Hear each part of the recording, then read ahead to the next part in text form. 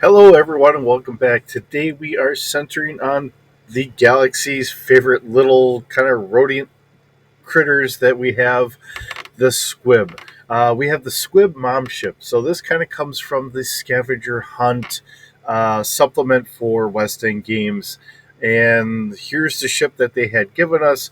And this is really the only ship that we've ever really had for the squib. So uh, if you're used to any of the extended universe novels. The squib are small, furry little kind of rodent type creatures. Um, I think they're about a meter tall, um, but they're always getting into things. They're always causing problems. Uh, they're fun to have around. They're kind of reliable for getting information and stuff like that, but they're constantly getting themselves into trouble. So, uh, this is their ship that we were able to see out of that supplement.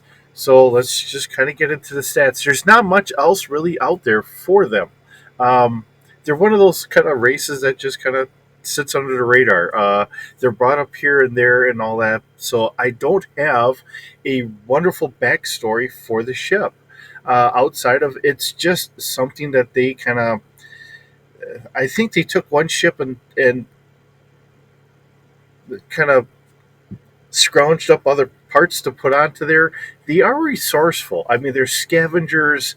Um, they love to tinker on things and all that. So it's just the thing that they kind of came up with. And keep in mind, I mean, they're like I said, they're about 1 meter tall, so roughly about 3 feet ish, somewhere in that neighborhood.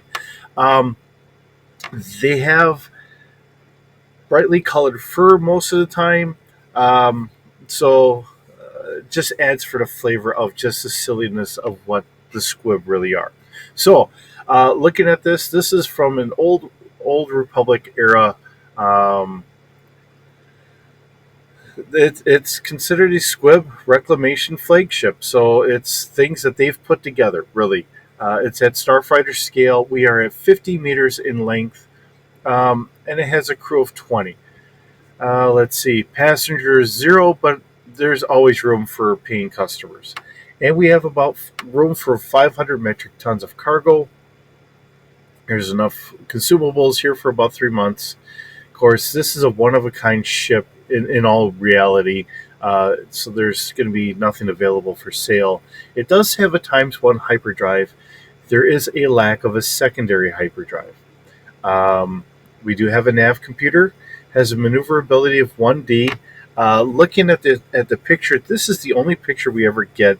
I did see someone else had made a completely different ship or a picture of a ship, and they called it a Squib Mom ship as well.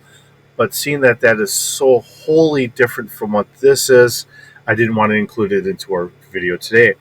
Um, Maneuverability being 1D, with them constantly tinkering with things and the design of it, yeah, I could kind of see it. It does have a space of 8, so it is fairly quick.